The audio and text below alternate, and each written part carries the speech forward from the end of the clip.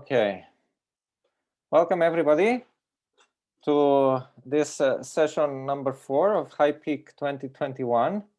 It's so the session number 4 is optimizing memory efficiency and reliability. I'm Pedro. I'm a professor, associate professor at the Computer Science and Engineering Department at Chalmers, and it's an honor to be here chairing this session. And without, well, we have 6 very interesting papers, so stay until the end and warm up yourselves to get very good questions for our presenters. And without further ado, I would move on to our first presentation titled Improving Memory Efficiency and Heterogeneous MPSoCs through Row Buffer Locality-Aware Forwarding. And this will be presented by Bill Lin. Bill is a professor of electrical and computer engineering at the University of California, San Diego. He works on all aspects of computer architecture and computer network problems, including the design of multiprocessor and multi-core processor architectures, multi-processor and multi-core processor interconnection buses and networks, network processor, system on chip, and data networks. A lot of interesting stuff, and we are very excited to hear more about your work. So, floor is yours, Bill. All right, thank you. I'm going to share screen now. Yep. Thank you very much. Pedro, thank you very much for the introduction. Let's see. All right, great. Today I'm going to talk about our work on improving memory efficiency for heterogeneous multiprocessor SoCs, and mainly by enhancing the network on chip architecture. This work is done with my student Zhang, who cannot attend today. I'll be quick on this slide. We have evolved from single core processors to many core processors today. And if you look at the evolution since about 2010, many of the systems on chip processors are actually for applications like mobile phones and video games consoles and so forth. And they're very different in the sense that instead of the many cores being identical CPUs, these SoCs contain a lot of real-time cores with a lot of specialized processing. So as an example, the Qualcomm Snapdragon 845 processor contains many cores that are highly specialized, for example, for implementing the 802.11 Wi-Fi, for implementing Bluetooth, for implementing very specialized video decoders. It also contains graphics GPUs units for GPS, security, and a variety of very specialized cores. And these cores are very complex, and they have very different quality of service requirements, and they're often have real-time requirements. Another trend is that in these processors being used, for example, in mobile phones, there's a trend towards a shared memory abstraction. And so the iOS operating system and the Android operating systems, they manage these on-chip cores through a shared memory abstraction. So what this means is there's a trend towards these heterogeneous cores talking to each other through a shared memory abstraction. And so that means there's a lot more traffic going in and out of memory. And memory is a primary means of communications between these cores. So what this means is that the memory performance and efficiency are more critical than ever. And in order for these real-time cores to achieve their performance goals, we have to achieve a very high level of memory efficiency. So this picture right now shows how the memory subsystem works in these heterogeneous multiprocessor SoCs. All the memory requests from the different cores will go through an on-chip network to a memory controller, which then is used to manage the read and write requests to the external DRAM. And so one of the key points that I want to emphasize in this talk is that these memory transactions have to go through the on-chip network. Once these memory requests go into a memory controller, their buffer in the memory controller, which knows the state of the DRAMs. So there are different channels and with different ranks and different memory banks, and it knows which bank is being activated, which rows, and so forth. And it has the ability to reorder the memory transactions to take advantage, for example, of open DRAM rows. And so this means that memory efficiency can be significantly improved if there's locality that the memory controller can exploit. So what this work is about is how we can enhance the network on chip architecture to increase the likelihood of these row buffer hits. So I just want to go through a couple of quick slides to just remind the audience about how DRAM operates, and particularly this issue about row buffer hits. So for example, in a single read request, usually what happens is that a row in the DRAM has to be activated. And for example, let's say that takes 10 clock cycles. Then a column has to be read from that row. And let's say that takes another 10 clock cycles. And then the row has to be pre-charged again, taking another 10 clock cycles. So that's what happens for a single, as an example of a single memory transaction. The idea is if we have locality and we can issue several memory transactions like memory reads to the same row, then we can save the time of row activation pre-charge. So in this example, I have 4 column reads with 1, 2, 3, 4. And I can read all 4 columns with the same row activation. So the total time to access all 4 column reads is 60 cycles. Whereas if the 4 read transactions are to different rows, I have to activate each row, read the column, pre-charge again, activate the next row, read the column, and the total amount of time in this example will be 120 cycles instead of 60 cycles. So the central point is that the DRAM efficiency depends heavily on row buffer locality. So in this slide, what I'm showing is that it's just a sequence of read transactions, and RA means reading from row A, RB means reading from row B, and so forth.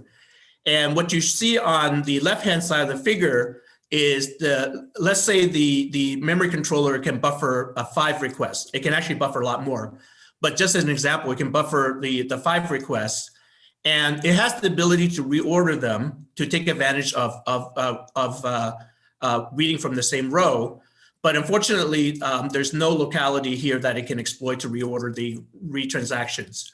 So in this case, you can see the timing that it requires activating the row, reading the column, pre-charging, what I explained in the previous slide, which is it takes a lot of time to perform these reads.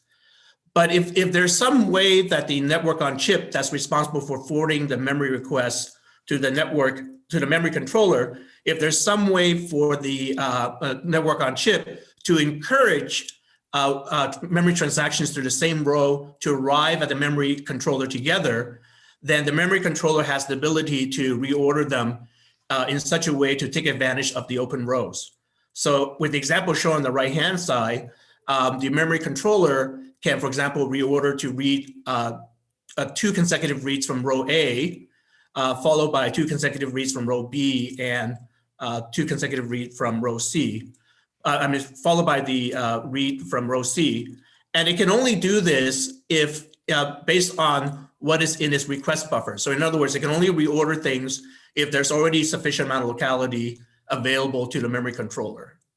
So the goal of our work is really to make the NOC router what we call locality-aware to increase the likelihood of row buffer hits. That's the central idea of the paper. So our solution is to extend NOC router. And so what is shown in the picture is a typical virtual channel network on chip router. And what we want to extend is at each input port a row index cache. And so the idea is when packets arrive to a router, there's a bit that says whether it's a memory transaction or not. And if it's a memory transaction, then it'll look up the row index cache to see if there's a recent packet passing through this router that addresses to the same row. And so the row index is really to cache memory transactions, the row index or the row address, so that subsequent packets coming through can see if a recent memory transaction has passed through this router with the same row address. And so the idea is that if there's a hit, we want to, in a way, increase the priority of this packet so that it moves forward. And so the cache gets sort of refilled and updated frequently. And the idea is if there was a recent memory transaction to row A, and I have another memory transaction arriving at this router, also to row A, then I want to prioritize it over other packets that are not addressing an open row or the same row. So that's the central idea. And we can combine this with other quality of service concepts that I'll talk about a little bit later. All right, so I have only a couple of minutes, so let me speed up a little bit. So, the essential idea of the locality-aware policy is we look up this row index cache, and if packet A hits the row index cache, but packet B does not, we want to choose A over B in the switch allocation and VC allocation step. And if both or neither hits a row index cache, then we'll treat them with equally. So in the network router microarchitecture pipeline, there's a VC allocation step and there's a switch allocation steps. And in those steps, we're going to use this extra priority knowledge to favor packets that are memory transactions to a recent packet going through to the same open row. We can also combine this idea with quality of service. And one way of doing quality of service is using priority-based quality of service, where every packet gets a priority. And the way we extend this is basically the same idea, is if the priority of two packets are low or they're equal, then we will use the row buffer hit as a mechanism to choose which packet has higher priority. Otherwise, we will use the priority of the packet based on a QoS mechanism. And so let me just go on. The setup, let me just try to give a quick overview of setup. There are more details in the paper, but the top table gives you the specs that we're evaluated for the DRAM, for the NOC, and my memory microcontroller. The table below is based on a set of real-time cores that are, and we based our work with some collaboration with Qualcomm, where these are the specifications of sort of an actual setting in one of the Qualcomm work that we're collaborating on. But the idea is, in our simulation, we're simulating these cores with the corresponding data rates and access patterns. Without going into a lot of details, in this slide, what we want to do is we want to evaluate a setting without quality of service. And in this case, we're only prioritizing the packets that have this row index cache buffer hit. And our method here is called locality-aware round robin, shown in the black bar. And the other methods are previous methods that are also working on enhancing the NOC policy to increase memory locality. And as you can see in our experiments, then there's a lot more explanation in the paper. Our method achieves a higher average row buffer hits compared to previous methods. This is a different way of looking at the same results, which is instead of looking at the average row buffer hit, we're actually looking at the normalized memory latency for the different memory transactions that we simulate through our simulation setting. And here we achieve a lower normalized memory latency in comparison to the prior art. Here, the last experiment slides that I want to show you is we in a separate paper, we talk about how quality of service can be achieved in general, and that was presented a couple of years ago at DAG. But in this case, what we want to do is we want to ensure the different real-time cores achieve a certain quality of service, and we use a priority-based mechanism. On the left-hand side of the slide, our method is called locality-aware QoS, which is shown at with a cross, and we compare with another method, just round robin quality of service without considering locality. And both of these QoS-aware methods are able to meet the DSP has a memory latency of 0.8 microseconds, and in both of these methods, we're able to achieve that memory latency.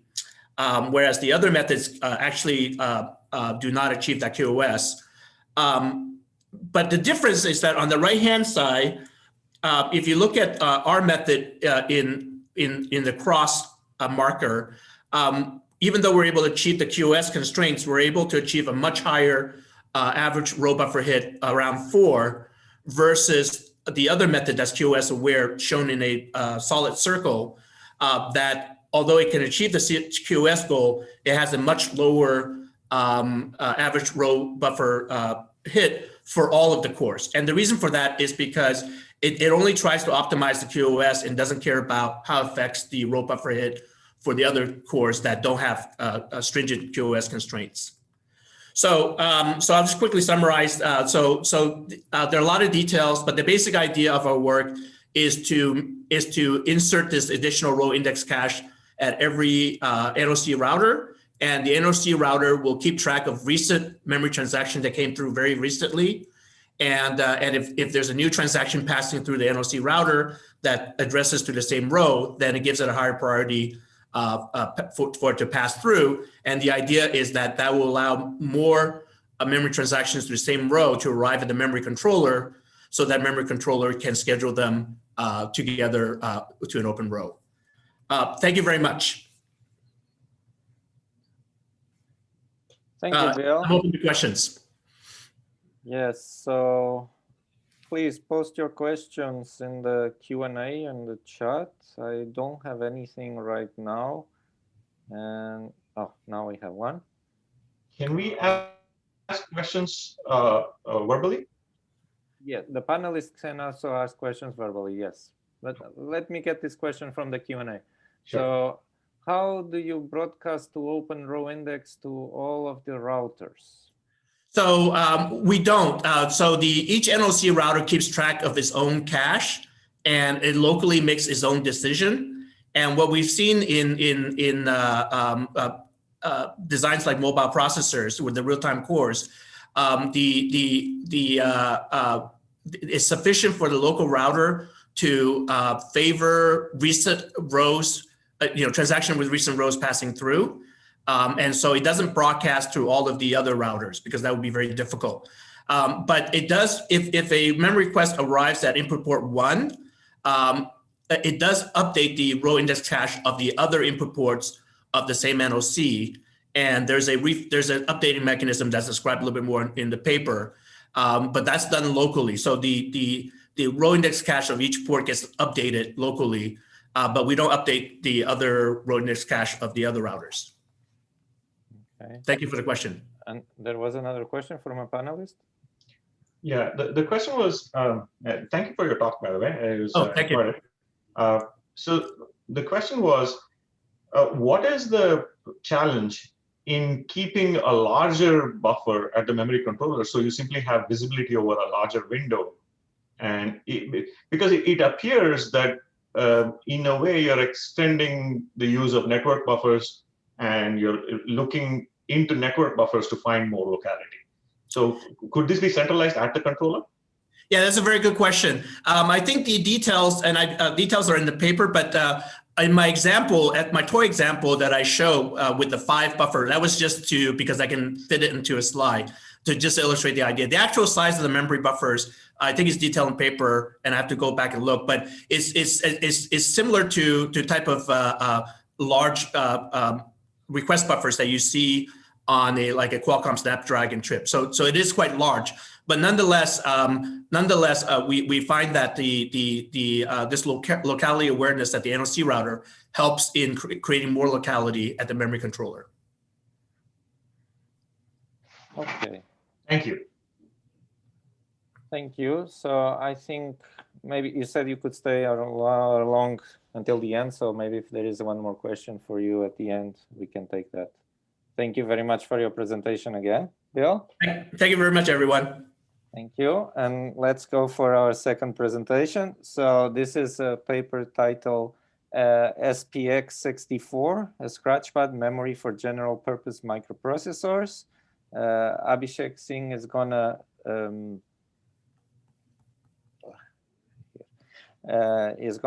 be the presenter. So Abhishek is a third-year PhD student in the electrical and computer engineering at Lehigh University.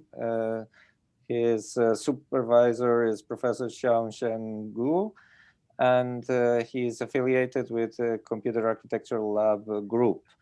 His research focuses on energy efficient and high performance computer architecture, specifically microarchitecture, cache optimizations, prefetchers, software managed caches. So I think we have a pre-recorded presentation now.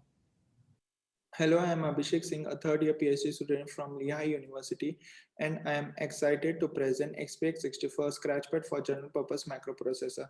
This is a collaborative work with my colleagues from Lehigh University, ASU, and Penn State.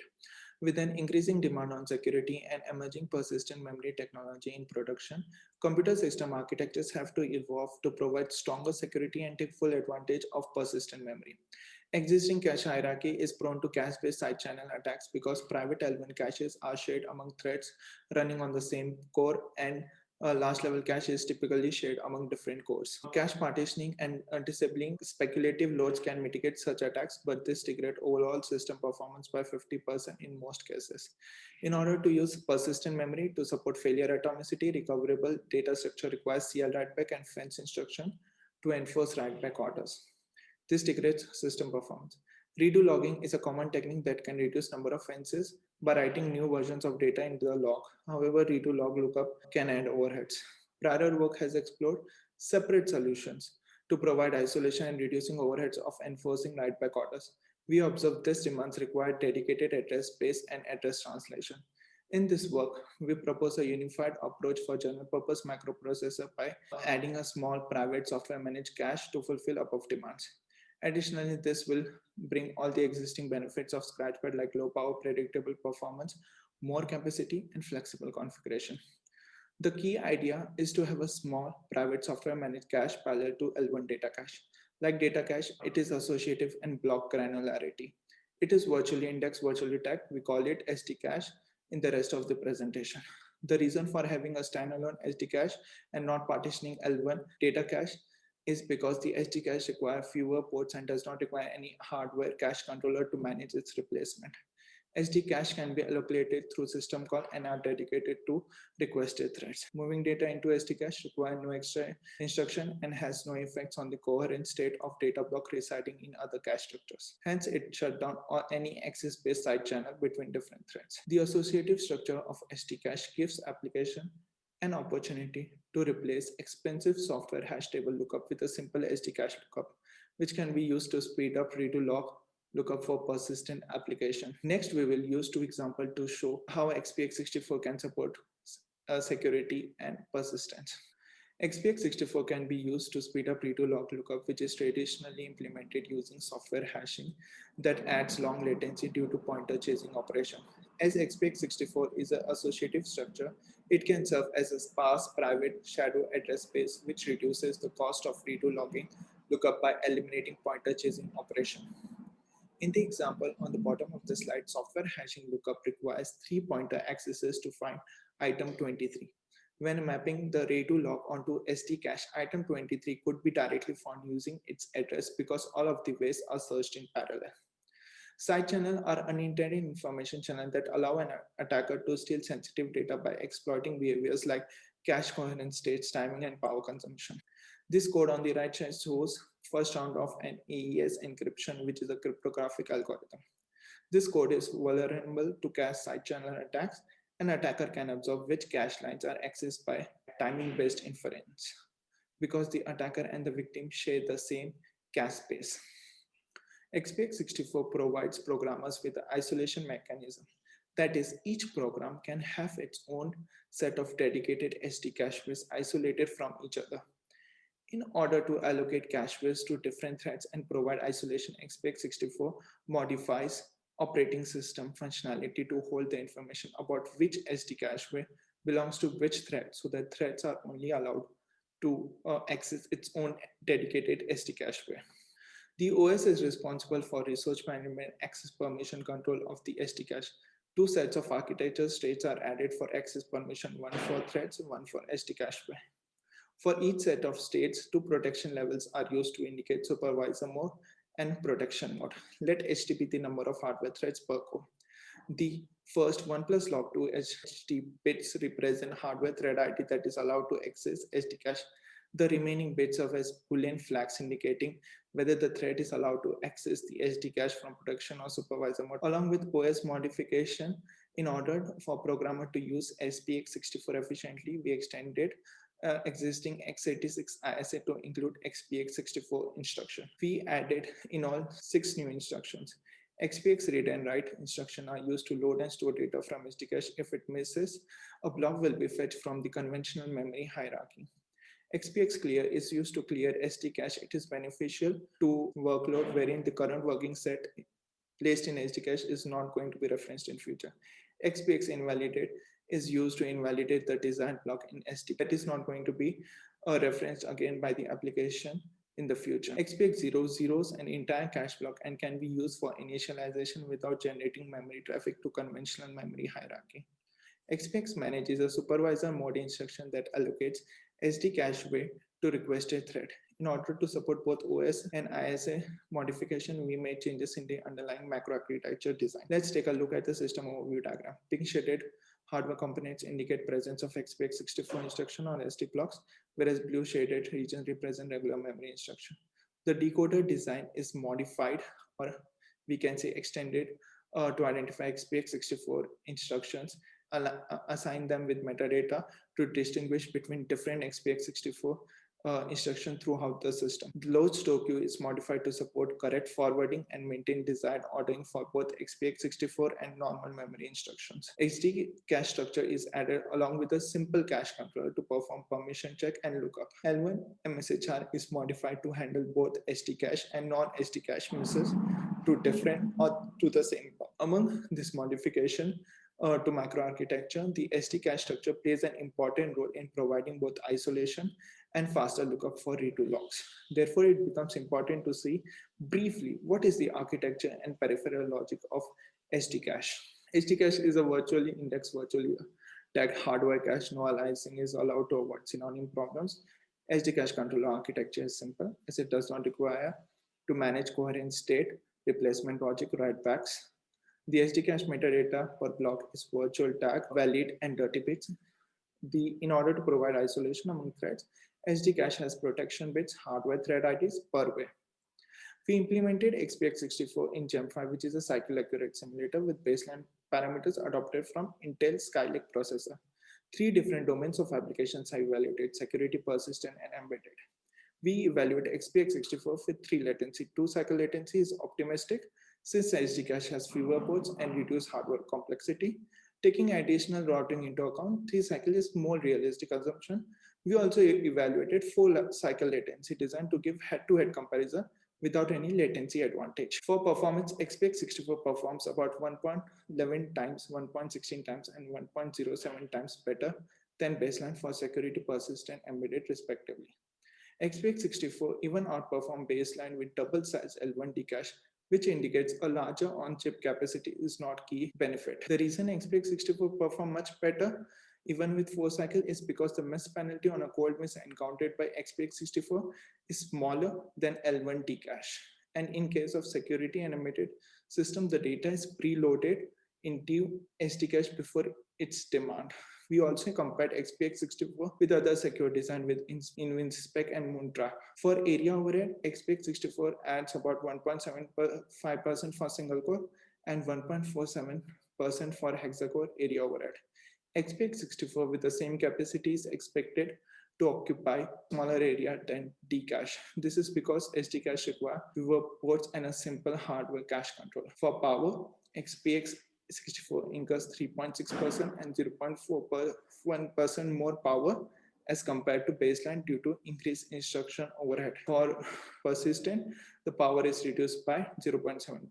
To conclude, this work proposes XPX64, which can support multiple emerging memory features such as security and persistence using an associative virtually indexed, virtually tagged Scratchpad that is separated from the existing L1 cache. The proposed XPX64 can shut down access-based side channels by hiding memory access pattern. Persistent application can replace expensive hash table lookup with a simple cache lookup. For embedded workloads, the proposed XPX64 can be used to achieve performance similar to other Scratchpad with explicitly moving data into Scratchpad address. Thanks for listening to my presentation, and I would like to take any questions.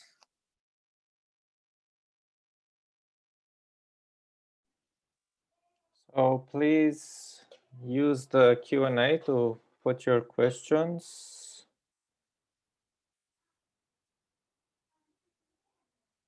So if there is no question, I'll start here. So when I saw Scratchpad, I like Scratchpads a lot, but there is always the downside of programmability. And you have this last bullet that says like, this is the middle point, right? Can you just elaborate a little bit more? What is the programmability overhead to use your approach? Can everyone hear me? Yes. Okay, thank you for the question.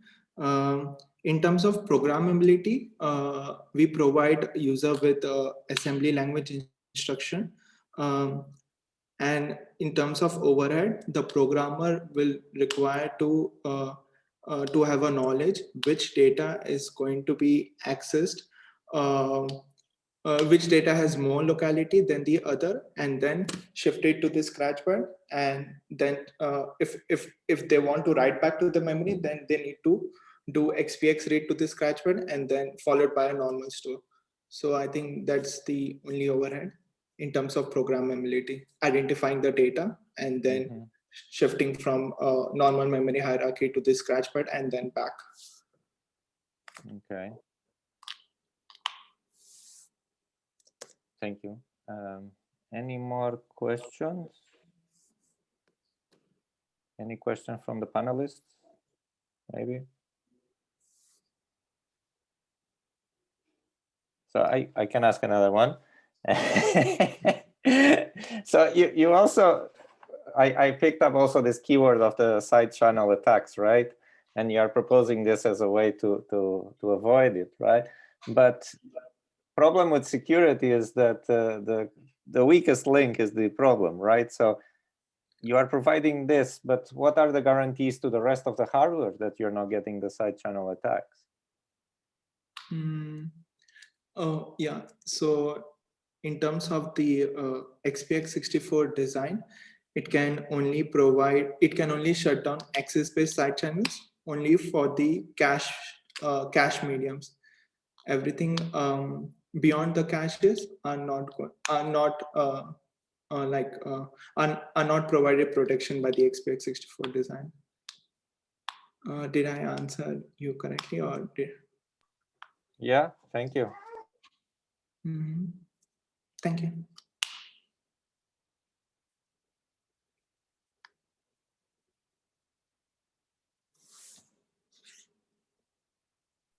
So no more questions.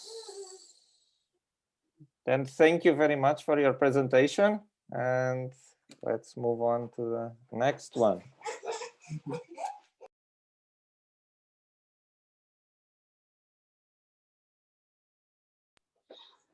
Okay, so the next paper is network interface architecture for remote indirect memory access RIMA in data centers. And this paper is going to be presented by Mithuna Thottethodi. I'm sorry for the spelling, for pronouncing your name. So Mithuna is a professor in the School of Electrical and Computer Engineering at Purdue University. His research interests include computer architecture, data centers, scale systems, and interconnection networks. And I think we'll be ready to play the video now.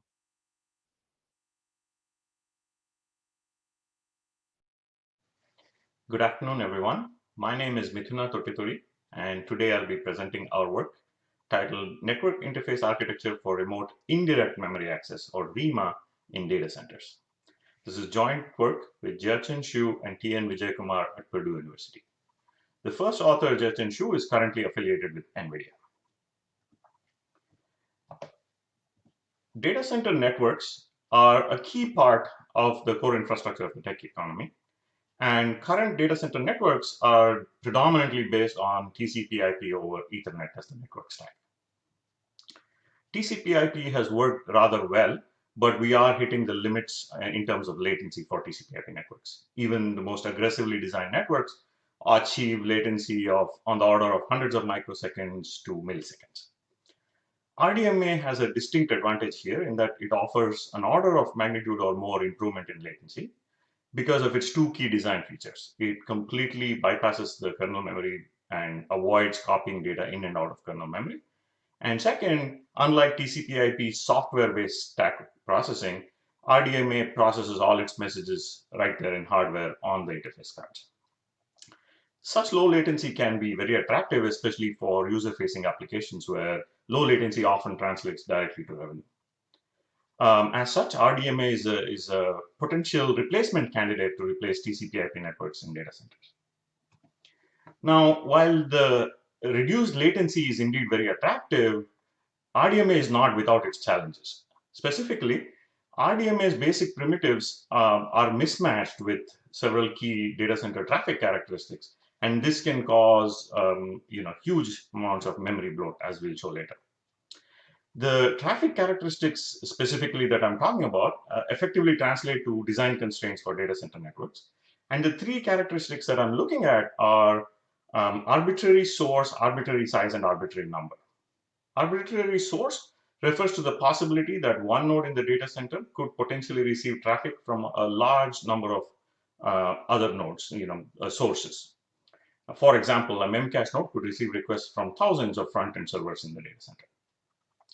Arbitrary size refers to the fact that traffic in data centers is known to span a very wide range of message sizes. For example, a Facebook study showed that the distribution covered everything from small 4-byte controlled messages all the way to several megabyte blobs and everything in between. And finally, arbitrary number refers to the fact that there can be unexpected and sudden bursts of packets that are limited only by line rate, and there should be enough buffering to accommodate such bursty arrivals.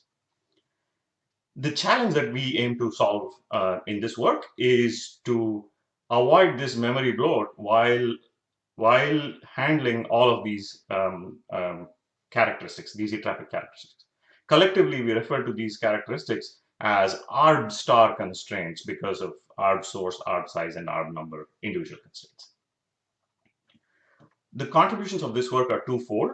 First, we identify the challenge that these ARB star data center traffic characteristics create for RDMA-based data center networks. And specifically, we show that this creates memory inefficiencies or additional programming burdens.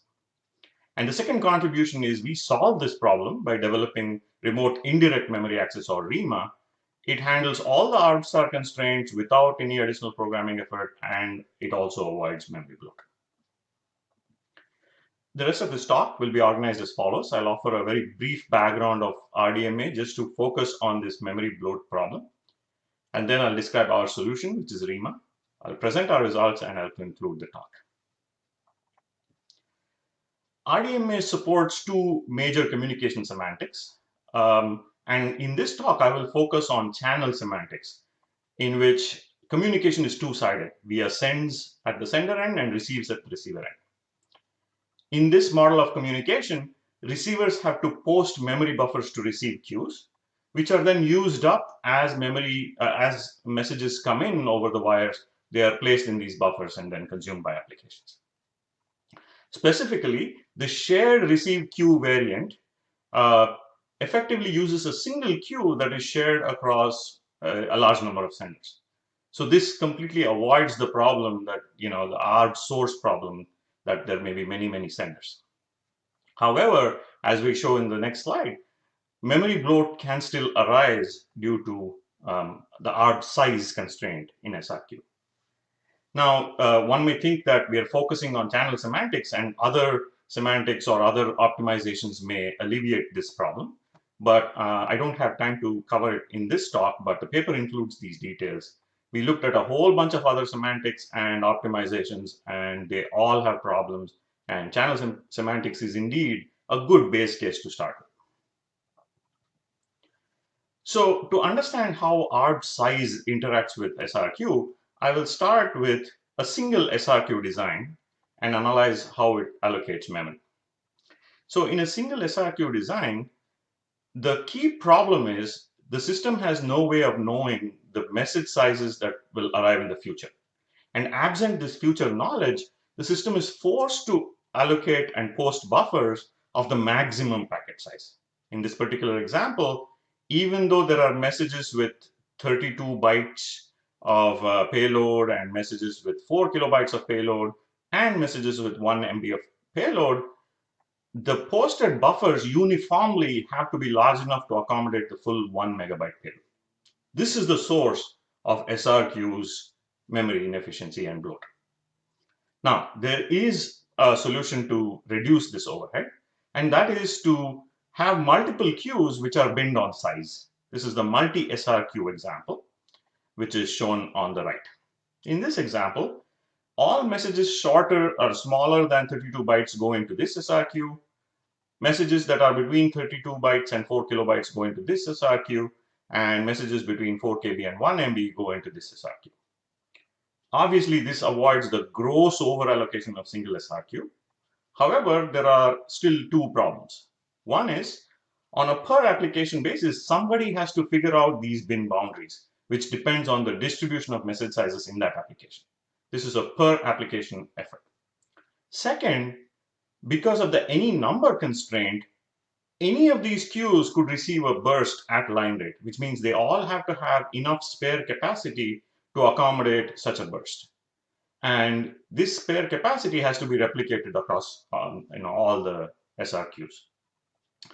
So as a result, you can see that you will either have a huge amount of memory bloat, or if you're willing to pay a programming burden, you can reduce the memory bloat, but there will still be some. This is precisely the problem that we aim to solve. And our solution is RIMA, or Remote Indirect Memory Access. There are three major parts of RIMA. First is we have a one-sided semantic called queue semantics, where senders simply say they want to append a message to the tail of a named queue. That's it. The actual software interface is similar to DCT, so I'm going to skip over the details in this talk. The details are in the paper. The other two aspects of RIMA are tail pointer management in hardware, which allows for us to completely avoid memory padding and the resulting bloat. And we use a watermark-based automatic buffer management scheme in RIMA, and this ensures that receivers don't actually have to explicitly post buffers into queues. We will make sure that we proactively allocate enough buffers that we actually never run out. So jumping ahead to the hardware support for the append semantics, we are showing the added structures added as a result of the RIMA design in this dotted box. Any incoming message with a named queue uses the queue ID to access the tail pointer in this structure, which is called the tail pointer table, abbreviated here as TPT. This tail pointer is, of course, is latched and used so that the rest of the payload of the message is placed appropriately in memory. But more importantly, we take the message size and add it to the tail pointer and write it back in an atomic fashion. This makes sure that if subsequent messages were to come to this same queue, they will be placed appropriately at the end of this message without any unnecessary padding.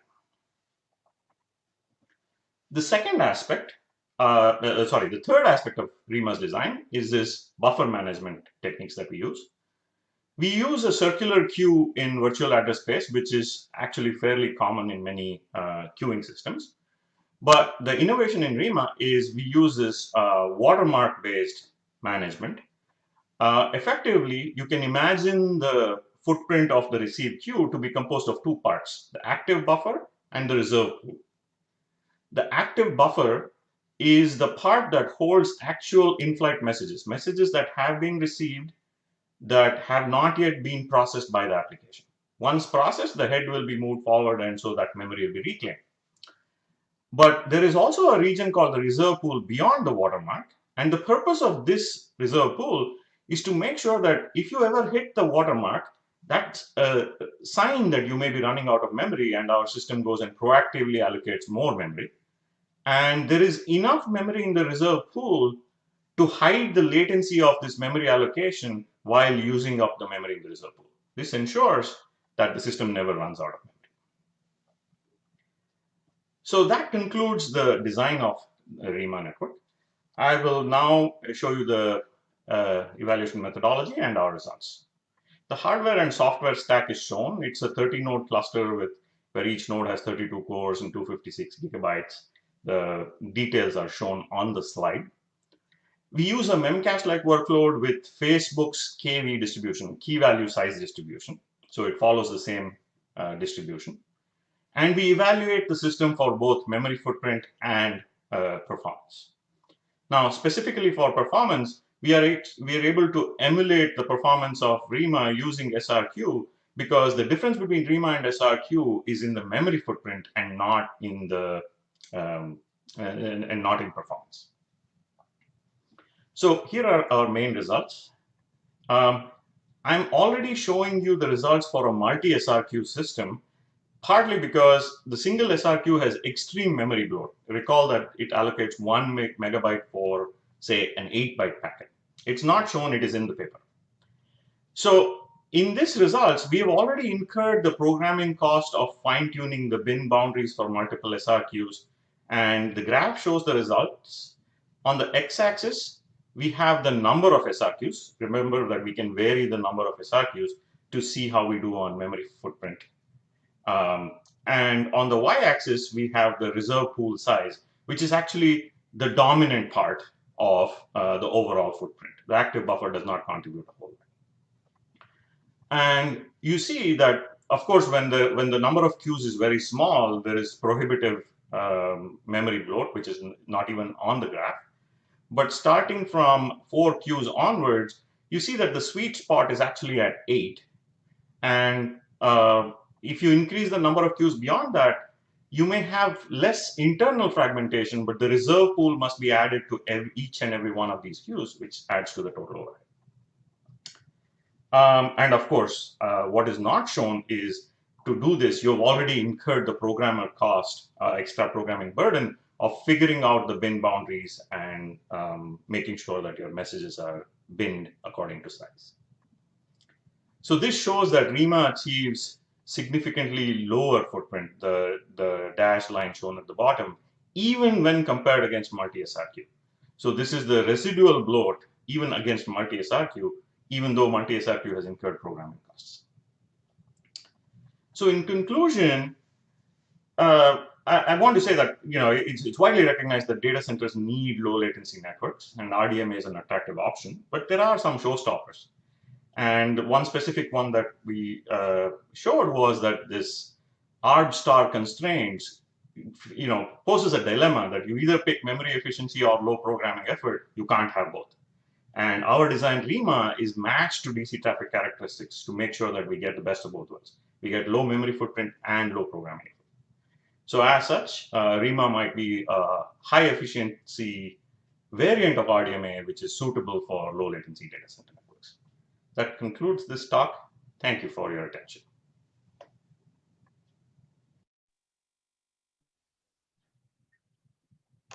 Thank you very much.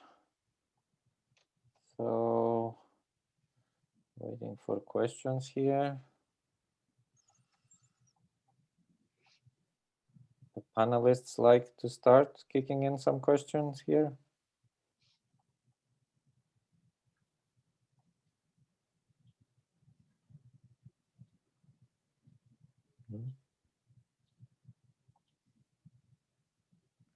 Okay, so then I'll say something here. So you're saying that this is the best of both worlds, right? Right. What would be the next thing to improve on this RIMA? It's not so much RIMA. So the way we are looking at this is, what are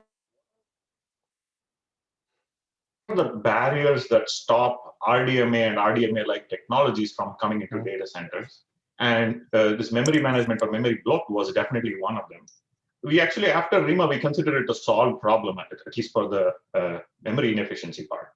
Congestion control, especially in data centers, it remains a problem. TCP has this glorious history since the 80s of they have blood and tears on developing and fine-tuning the TCP's end-to-end congestion control. So it works very well, even in a wide area context. RDMA has never been subjected to the same kind of demands for very strong congestion control. And at least the initial reports, publications from Microsoft and Google, they show that in their experience, the RDMA networks can choke up whenever congestion happens, and it actually goes into a deep saturation-like behavior. So yes, there remain obstacles to RDMA's adoption in data centers, but I don't think that it is a follow-on to the memory efficiency work. We think that this part is solved. We have to solve the other problems that are preventing RDMA from coming into data centers. Thank you. Yeah, that's a very good insight, actually. Yeah, thanks. Any further questions? I will be here on the panel, and even if a question should come up later, I'll be happy to answer it. I'll be keeping an eye on the Q&A. Yeah. Thank you all so much. Thank you very much. Thank you very much for your presentation. Thanks. Okay. Then let's move to the next presentation. And this presentation titled ArmorAll, compiler-based resilience targeting GPU applications. And this work will be presented by Charu Kalra. Charu Kalra graduated with a PhD from Computer Engineering Department at the Northeastern University, Boston, under the direction of Professor David Cayley. Her research interests are compilers, software reliability, deep learning, workload characterization, performance evaluation of GPUs, and deep learning accelerators. She currently works in Apple, California. Okay, so I think we're ready to play the video. Okay, so hello everyone. My name is Charu Kalra, and today I'll be presenting our paper, ArmorAll, compiler-based resilience targeting GPU applications. This research was conducted at Northeastern University in Boston, Massachusetts. So this is the outline of the presentation. I will quickly go through the introduction and motivation behind the research, and then dive deeper into the details of ArmorAll. I'll present the results and then jump to conclusion. So the focus of this paper is on transient falls. So transient falls typically occur when a particle from the atmosphere strikes your device, and that particle carries enough charge to flip the state of the storage element or a functional unit. So for example, the particle strikes your device and it can change the state, the bit from 1 to 0 or 0 to 1. Now, in the event of transient fault, there are three things that can happen to the application or the program that is executing on your device. In this case, the device is GPU. One is masked. That means that the particle strike did not really impact the execution of your program and the output was correct. And this is the most desirable outcome out of the three. The second is the DUE, which is detected unrecoverable error, which means that the particle strike actually caused a crash or a hang in your application. Detected unrecoverable means that you were able to see the hang, but you were not able to recover from it or stop it. And the last one is SDC, which is silent data corruption. It means that the particle strike actually did not create any obvious visual change, but you still saw an incorrect output, or the program result was not correct. And SDCs are the hardest to detect. Now, many hardware and software techniques have been developed to protect structures on GPUs. We know that hardware is expensive in terms of area, power, and cost overhead. And software techniques, one of the state-of-the-art technique is redundant multi-threading, where you create copies of your threads, and those threads are executing the same piece of code, and then you compare the output of the two threads to see if there was an error in the execution or not. As you can see, on GPUs, RMT can have a significant overhead, up to like 10x slowdown. Now, there has been a lot of work done on CPUs and GPUs. but the vulnerability analysis that has been done on CPUs was only evaluated on single-threaded applications. And we know that CPUs and GPUs are architecturally different, and studies that are done on CPUs may not be directly applicable to GPUs. And prior work on GPU reliability has mainly focused on error propagation through fault injection. However, reliability researchers have not explored the rich analysis power that is provided by the compilers to identify critical instructions. So what do we need? So we need a selective fault mitigation scheme. As we saw, mitigation can be very costly.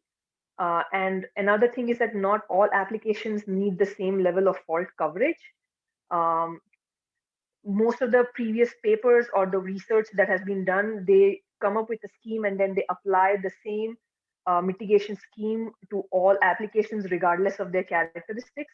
But we know that not all applications would need that level of coverage because of their different characteristics. So in this work, we actually use a compiler-based scheme to reduce the amount of redundant execution. So ArmorAll features are one, that it's lightweight. As we saw, thread level duplication has high performance overhead, which is prevented by ArmorAll. Second, it's adaptive. As I mentioned, it can be customized to program characteristics depending on what their needs are. Third is that it's portable, that it can be, you can just apply ArmorAll from one, it's not tied to a specific architecture, it's LLVM based. So you can just port it from one architecture to another without any loss of accuracy. So the core of ArmorAll is dependence analysis. Now dependencies could be of two types, data and control. Now data dependencies, it describes how the data flows in your program and could be, it's statically determined. Now, and the flow direction could be like forward or backward, depending on what you prefer. And dependence analysis is commonly used in several like compiler optimizations. They use data structures like use-def chains and def-use chains. We will be using a dependence analysis in ArmorAll as well. It's like the core algorithm for ArmorAll. So how are we actually leveraging dependence analysis in ArmorAll? So one of the observations that we had was that illegal memory accesses cause DUEs. So what we did was we actually track all the instructions using dependence analysis, all the instructions that compute memory addresses. And then we duplicate, so we do a reverse traversal. So we start with, let's say, a store instruction, and then we go like create like def use chains, and then we duplicate all the instructions that fall in that selected set of instructions. And then we compare the output of those two instructions. And if there's a mismatch, we know that there was an error that was being propagated through that chain of instructions. Now, applications that have high DUE probability would benefit greatly from address armor.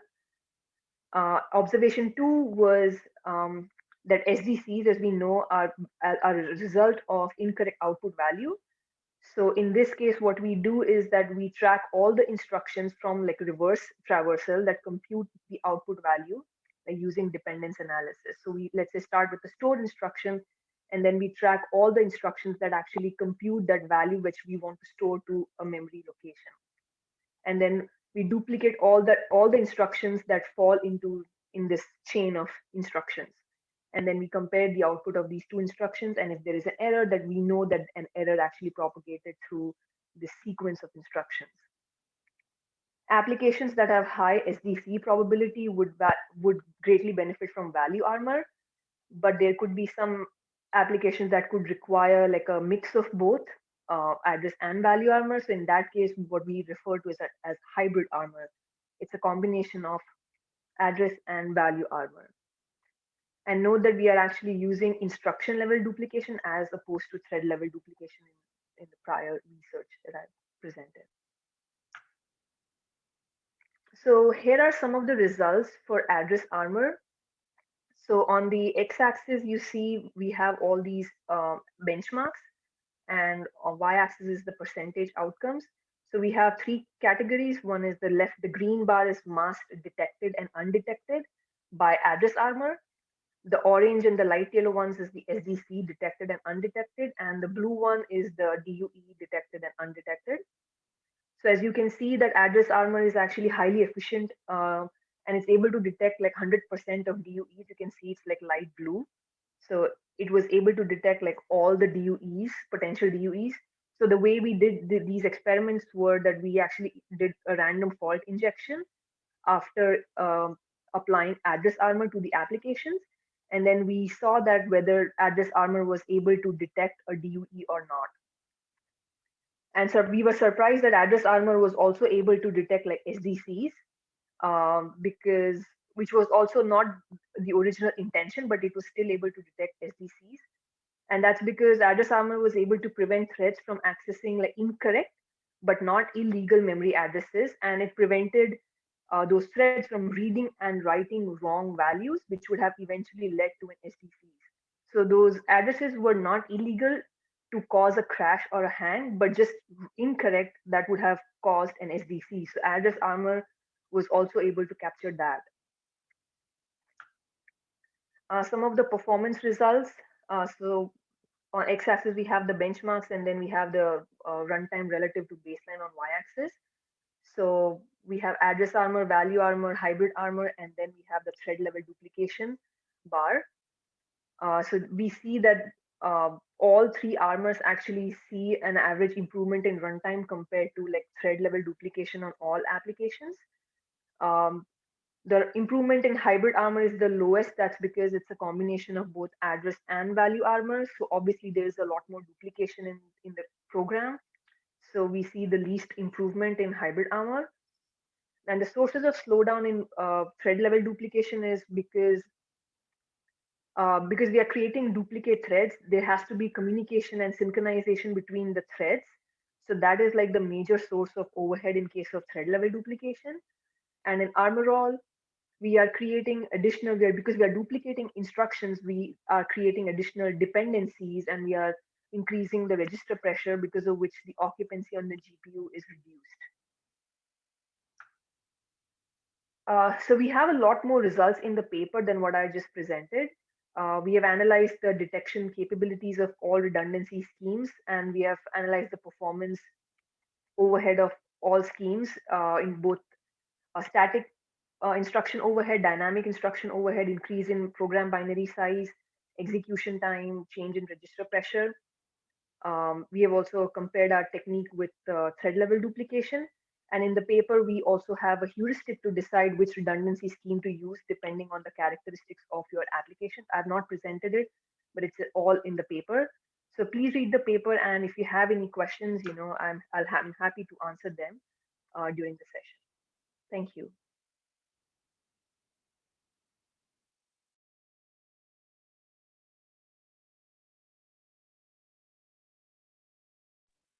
Thank you very much. Okay, so I still didn't see any questions. Very interesting work. I'll start with a question. There is a question. Okay, great. So it's Kuhn. The execution slowdowns up to a factor of 2.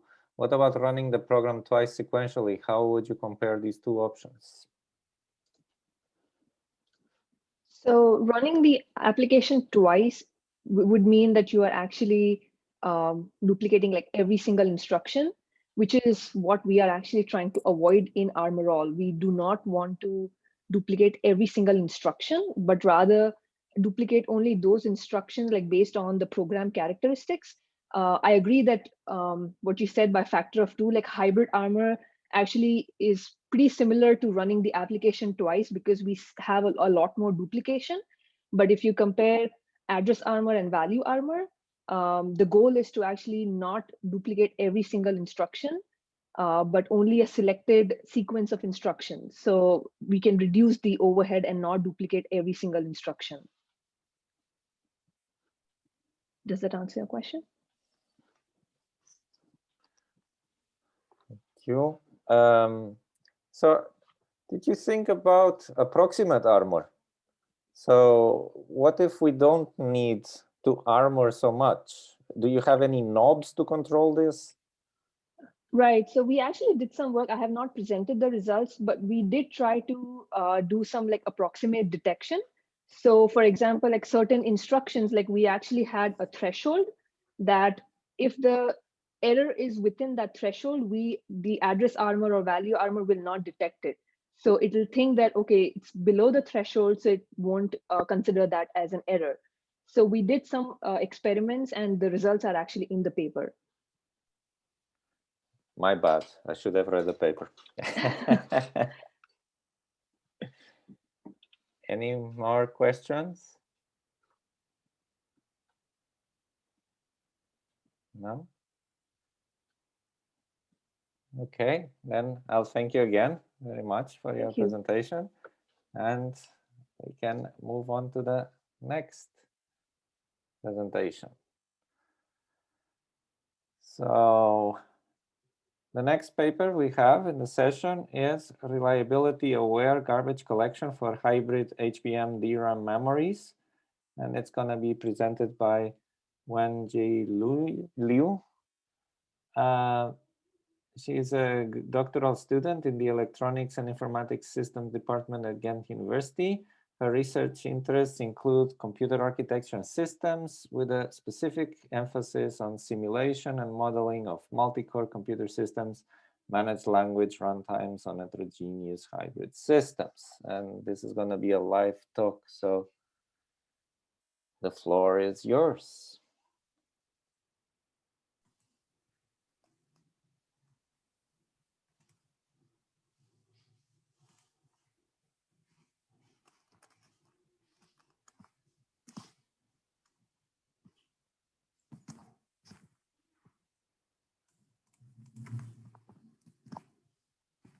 Okay. So can you hear me? Yes, yes. Yeah, okay, thank you. Okay, hello everyone. I'm Wenjie Liu from Ghent University. I'm very glad to share my work with you today.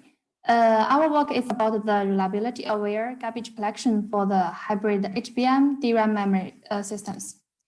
I will introduce our work from these four aspects: motivation, our detailed proposals, and the results, and then finally the conclusion. Okay. So the emerging workloads in the cloud and the data center infrastructures requires higher memory bandwidth and capacity. But unfortunately, the traditional DRAM-based memory system cannot satisfy these memory demands. The high bandwidth memory, that is HBM, can deliver high memory bandwidth, but it's limited by the capacity and is very vulnerable to the soft errors. So the goal of our work is to make the best of both worlds. That is to design a hybrid memory system to deliver the high reliability while keeping high performance and enough capacity. But the problem is how to manage the data in the hybrid memory system. Our solution is to optimize the garbage collection mechanisms in the managed languages to help to manage the hybrid memory systems. So we propose a new class of reliability-aware garbage collectors to manage the program data in the hybrid memory system. Specifically, these risk relief collectors place hot and low-risk objects in HBM to improve the reliability and performance. The remaining objects are placed in DRAM to utilize its large capacity. The above is a general framework of our proposal. First, we check the number of reads and writes to the objects during the profiling. After that, we calculate the hotness and the risk for all these objects. And then we group all these objects in traces by their allocation size. And then we classify the allocation size as HBM or DRAM. This classification can generate an advanced file to be used to annotate the allocation bytecode. Allocation bytecode. So during the production, the garbage collectors can use a unique memory allocation sequence for this HBM marked allocation size to manage the data. This unique memory allocation sequence can allocate the hot and low risk objects in HBM and others in the DRAM. I will explain all these steps one by one. Okay, the first step is the profiling. Again, this profiling is to check the number of reads and writes of all these objects. It's at the object level. To do this, we design a dynamic instrumentation tool. On the software side, the GVM records the basic information of the objects, which includes objects starting address, size, and allocation site identifier. On the hardware side, the tool pin can record the number of reads and writes to each memory location. After getting all this information, we put them together to get the reads and writes to the objects. And the second step is the allocation site classification. In this step, we can calculate the hotness and the risk for all these objects using the memory traces generated from the previous step. After this calculation, all these objects are grouped by the allocation size. To classify the allocation site, we use the homogeneity threshold to do the classification. If the fraction of the hot and low risk objects allocated from one allocation site is larger than this threshold, this allocation site will be labeled as HBM. Otherwise, it will be labeled as DRAM. In this way, we can generate a list of allocation site labels. And then the bytecode generation. We design a bytecode rewriting mechanism to communicate all the allocation site labels to the managed runtimes. In this step, the bytecode rewriter first identifies the allocation site and then queries the advanced file to check whether the site is present. If it is not, that means this allocation site is labeled as DRAM, so the rewriter labels the new bytecode unchanged. If it is, the rewriter overrides the new bytecode with the new HBM bytecode. For the new HBM bytecode, the runtime uses the newly added alloc HBM allocator. This allocator sets a bit in the object header, which notifies the garbage collector to copy all these objects to HBM if they survive a nursery collection. The final step is about the heap organization. Figure A shows the heap organizations of a traditional DRAM-only memory system. We can see from this figure that all the nursery space, mature space, and the large object space are placed in DRAM. Figure B and C show the heap organizations of two proposed hybrid memory systems. Figure B is about the risk relief nursery hybrid memory system, that is RRN. In this memory system, we only put the nursery space in HBM and the mature and large object space in DRAM. Figure C shows the risk relief mature hybrid memory system. It's called RRM. So in this memory system, besides of the nursery HBM space, we also put part of the mature and large object space into the HBM. The goal of this design is to achieve more performance benefits compared to the RRM memory system. Okay, so now I show you the results, the trade-off results for our design. In this figure, the y-axis is the execution time normalized to the DRAM-only memory system. The x-axis is the SER normalized to the HBM-only memory system. So in this trade-off figure, we show the results for 5 different memory systems. These 5 memory systems include 2 baselines, that is DRAM-only and HBM-only, 2 proposed hybrid memory systems, that is RRN and RM, and 1 state-of-the-art OS approach called OS page level. We can see from this figure that the HBM-only system achieves the best performance, but it is very vulnerable to the sub errors, so it got the worst reliability. For the DRAM-only memory system, is over 30% slower than the HBM-only system, but its SER is close to 0. That means it gets the highest reliability. For our proposed systems, the RRN only places the nursery space into the HBM, so it achieves 20% higher performance than DRAM-only system. It also reduced the SER by 18 times compared to a HBM-only system. For the OS page level mechanism, it can achieve a similar SER as RRN, but unfortunately, because of the high page migration overhead, the performance is 24% worse than the RRN.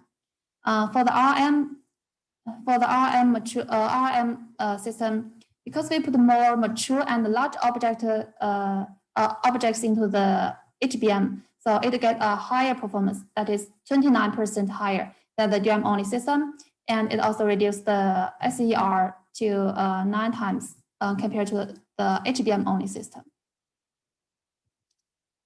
In our paper, we also show the detailed performance and the reliability results for benchmark, the memory and the demographic analysis, the sensitivity analysis, and the real hardware emulation results. So if you are interested, you can get them from the paper. Okay. In conclusion, in this paper, we propose the reliability-aware garbage collection mechanism for the hybrid HBM-DRAM memories to minimize the soft error rate while maximizing the overall application performance. These risk relief collectors can exploit the allocation site prediction to place hot and low risk objects in HBM and all the rest in the DRAM. Our results have shown that the RRN reduced the overall SER by 18 times compared to an HBM-only system, while improving the performance over a DRAM-only system by 20%.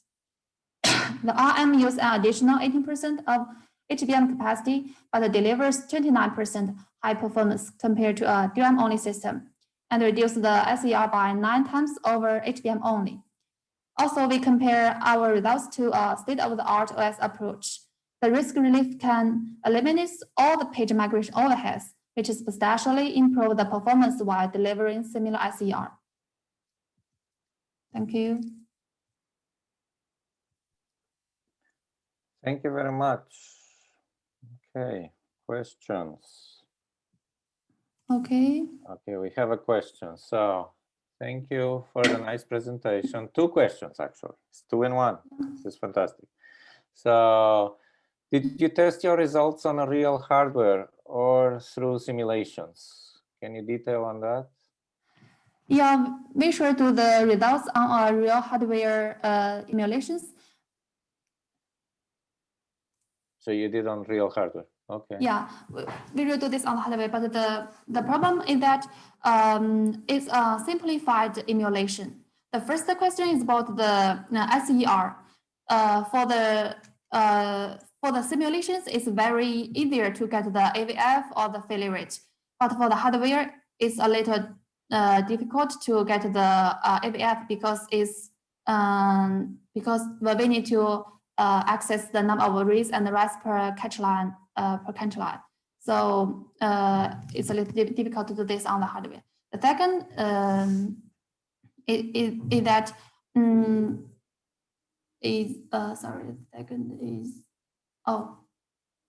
this. So I can show you the hardware results. In this paper, we have a subsection for this. I think that's okay. I mean, you can point it where it can be found in the paper. So. Yeah. So here we didn't show the SER results. Instead of that, we show the number of the writes to the HBM. Just like I said, it's a little difficult to calculate the SER. And also we show the real runtime overhead for the hardware. So yeah, we got this. Okay. So we have a second question from Gregory. So this is, when profiling, did you account for other kind of DRAM access, such as prefetching write-back requests? I find it hard to know exactly how much data is read or written at the DRAM level because of cache effects. Okay, for our work, we didn't account for the other kinds of DRAM access because all this read and write access can be captured before the cache. You know what I mean is recorded after issue the instructions. So we have eliminated the influence of the cache levels, the cache architectures, or the DRAM architectures. I think it was more like if you are accounting from the bandwidth overheads from all these things happening at the same time. But yeah. Okay, there's another question here. Why do you put the nursery on the HBM? Can you explain it a bit more? Okay, because the basic design of our problem of our work is to try to put the hot and the low risk objects into the HBM, and after we collect all the information of these objects, we found that the majority of the objects from the nursery space are hot and low risk. So we just put the total nursery space into the HBM because it's just a 4 megabyte space. It's not so big. So we just put it into the HBM to make sure to eliminate the access profiling overhead of the nursery space. So the profiling just works on the mature space to save some time. Okay, thank you again. And I think we can move to the last but not least presentation of the session. And this is a presentation titled Reliability Analysis for Unreliable FSM Computations. And Amir Nodehi is going to present it. He is a PhD student, PhD candidate in the Computer Science Engineering Department at the University of California, Riverside. His research interests are mainly in parallel algorithms design and analysis, especially for graph-based applications. So I think we can play the video now.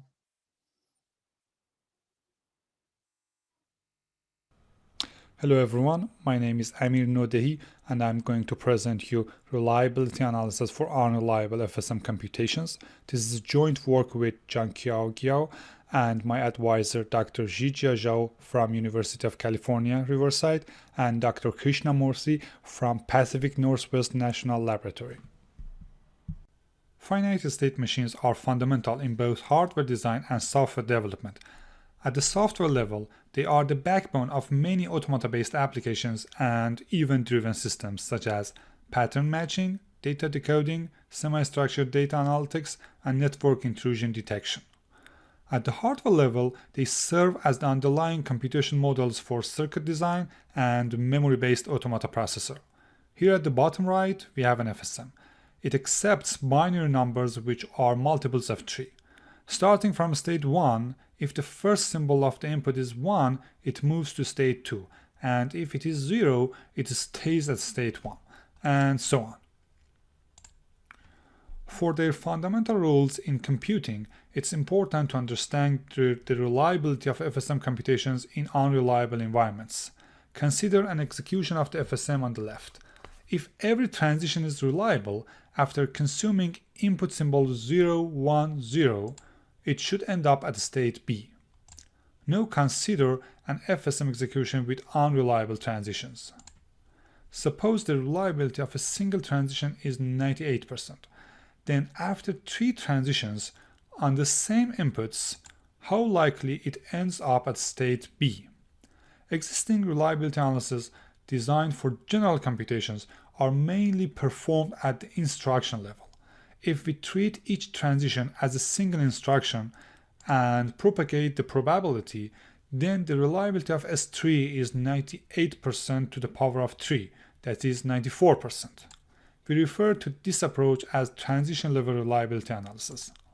However, if we take a closer look at the last transition and the FSM structure, we may notice that no matter what S2 is, after reading symbol 0, the correct target state must be B. So, the reliability of S3 is just the reliability of last transition, which is 98%. Actually, this is the precise state reliability. From this example, we can find that the transition level reliability analysis does not reflect the actual reliability of the state. In fact, it's often too conservative in estimating the reliability. As we have more and more transitions, the gap between transition level reliability and the actual state level reliability increases. Essentially, the reliability gap is because transition level reliability analysis is unaware of the potential error tolerance in FSM computations. The goal of this work is to fill this gap by characterizing the error tolerance and precisely computing the state level reliability. In the following, I will first define the types of errors that can happen during an unreliable FSM execution. Then I will explain what are the causes to the error tolerance in FSM computations. After that, I will introduce two error tolerance-aware reliability analyses and finally briefly show some evaluation results. An FSM execution consists of a sequence of state transitions, where each transition consists of two basic operations: read an input symbol, then move to the next state. Based on this, we can define two types of errors: read error and transition error. In a read error, an FSM reads an incorrect input symbol, so it may transition to a wrong state. In a transition error, after reading an input symbol, the FSM may transition to an incorrect state. Next, let's see how these errors may get tolerated. Consider two special cases. In the first case, suppose the FSM is currently in a state S. Then a read error happens. But if the incorrect symbol leads to the same state as the correct symbol does, then the read error gets tolerated. In the second case, suppose the FSM is already in the wrong state as prime. However, after reading symbol 1, suppose no errors happen in this transition, then the FSM would move back to the correct state T. In fact, we found 6 basic cases where errors can be tolerated. Essentially, these error tolerance cases are due to 3 basic synchronization structures that may appear in the FSM transition diagrams. In fact, they are often easy to be found in real-world FSMs. To precisely capture these error tolerances, we propose a principled solution called RelyFSM, which is a state-level reliability analysis framework. RelyFSM allows users to specify the FSMs and their reliability requirements. It can automatically reason about the reliability of FSM computations and verify it against predefined reliability requirements.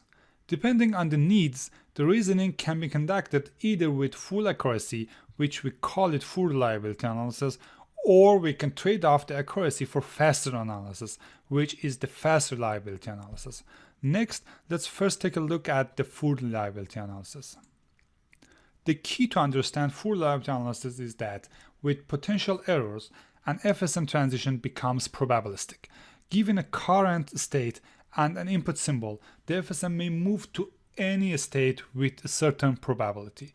The probability can be calculated based on the error rates and the FSM transition structure. In the paper, we provide a detailed explanation on how to calculate it. By calculating all the transition probabilities between states for a symbol, we will have a probabilistic transition matrix for that symbol, where Pij is the probability that the FSM transitions from state I to state J after reading C. With the probabilistic transition matrices, we can precisely calculate the reliability of an FSM execution. For example, initially, only the start state has a probability of 1. Other states have a probability of 0. Each time a symbol is read, we multiply the state probability vector by the probability transition matrix of the corresponding symbol. Eventually, we will get the final state probability distribution. Then, based on the correct ending state, we can find the reliability of the final state. Though full reliability analysis can precisely capture the reliability, it is relatively expensive to calculate. We address this with an alternative fast reliability analysis which trades off certain precision for much faster calculation. The basic idea is to approximate the reliability of an unreliable FSM execution with a Markov model with just 2 states. one state for the FSM being in the correct state, and the other state for the FSM being in the wrong state. A key question is how to calculate the transition probabilities PT and PF. We propose two methods, static analysis and dynamic profiling. In the static analysis, the given FSM is analyzed without any inputs, based on the error tolerance structures that I mentioned earlier. Alternatively, we can profile these parameters with either some offline training inputs or a small portion of the testing input. Let's say we have PT and PF. The state reliability at each step can be calculated from the reliability at the previous step. This is the recursive function for the reliability after n steps of FSM transition. As we have more and more transitions, the state reliability will become stable, and its value can be calculated based on this equation. This table lists the FSMs used in our evaluation. They are from a variety of applications, including text mining, data decompression, pattern matching, bioinformatics, and mathematics. The number of states ranges from several to thousands. To validate full reliability analysis, we compare its results with those from error-injected based simulations, which simulates unreliable execution under the given error rates. These figures report the reliability of the first 1000 transitions for two benchmarks, Commodot and Hoffman decoding. Results from other benchmarks are similar. They clearly show that the reliability from simulations tend to converge to the reliability from full reliability analysis, which experimentally confirms the correctness of full reliability analysis. For fast reliability analysis, we found its results are statistically accurate in comparison with the full reliability analysis. On the other hand, it runs much faster than full reliability analysis and the error-injected based method. To summarize, FSMs can be highly error tolerable due to their synchronization structures. This work characterizes error tolerance properties into the 6 basic cases T1 to T6 and provides two reliability analyses for precise and fast reliability reasoning. I hope you enjoyed this presentation. Please feel free to contact me if you have any questions. Thank you.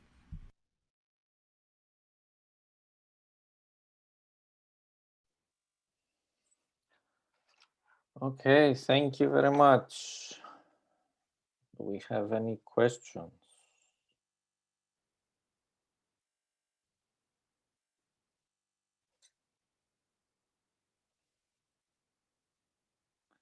It's a bit late in the day, at least for the European side.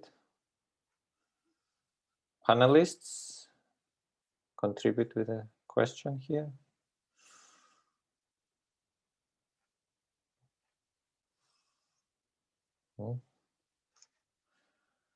I also put on the chat that the audience, yes, actually, you're right. I don't see, I don't see the presenter either. So, yeah, maybe we can save the questions if there are any questions. But I would encourage the audience to post any question for any of the other presenters, which we still have here with us. We were patient enough to stay until the end. So please feel free. Let me just give you a last opportunity.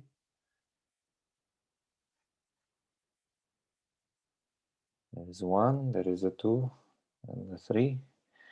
And there seems not to be more questions. Then I would like to have a virtual applause to all presenters. Thank you very much for your presentations and your work. I would like also to thank you very much, Eneko, for the support that he has been giving for this session to work perfectly, and to the organization of HiPeak to put up for this virtual event. So difficult to organize these things in these times. So thank you so much, everybody. And I would encourage you all to attend to the interesting sessions that we will have tomorrow still. Thank you again and enjoy the rest of the day.